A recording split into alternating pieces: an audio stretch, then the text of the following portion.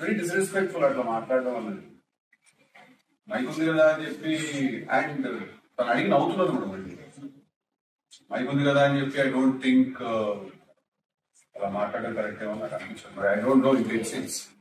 ఇంకా నేను దానికి ఏం రియాక్ట్ అవుతాను, దానికి ఏం మాట్లాడతాను, ఇప్పుడు దాని discussion I don't want to involve discussion. నాకు దాటేది అనుకుంటాను. సినిమా కంటెంట్ గురించి లక్కీగా మాకు ఏంటంటే బస్ వచ్చింది ట్రైలర్ వల్ల. కాస్త సడన్ గా అందరూ అసలు రేట్ లో ఉందా లేదా సినిమా అనే డిస్కషన్ నుంచి పాజిటివ్ స్టార్ట్ అయింది. So I want to be there. అంటే ఏదో ఇది ఎట్లుంటుందంటే అంటే ఇప్పుడు సినిమాలో hero underground police officer అయితే రియల్ లైఫ్ లో కూడా ఆయన సంపూర్ణ చూస్తున్నాడు.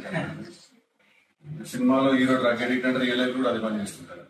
అలా కాదు కదా, అది సినిమా, అది మర్చిపోతున్నారు ఆ విషయం సినిమా అనేది.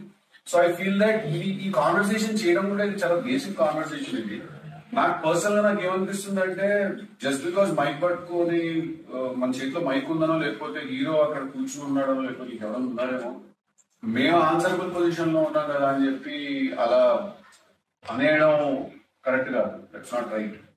ఇంకా అది వాళ్ళు రియలైజ్ అవ్వాలి. బికాస్ ఎవరైతే నాకు క్వశ్చన్ అడిగారో నాకు తెలియదు. జస్ట్ 5 minutes ముందు నాకు ఇంటర్వ్యూ కోసం రిక్వెస్ట్ చేశారు.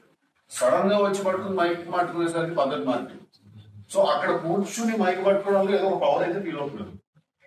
ఇక్కడ ఉన్నాడు, సినిమా ఉంది, ఇప్పుడు ఇతను కరెక్ట్ గా సమాధానం చెప్పకపోయినా ఏం చేయకపోయినా సినిమా తీసుకుంది, ప్రొడ్యూసర్ డబుల్ పెట్టి తీసిన సినిమా, ఇదంతా కూడా ఒక big thing at stake, right?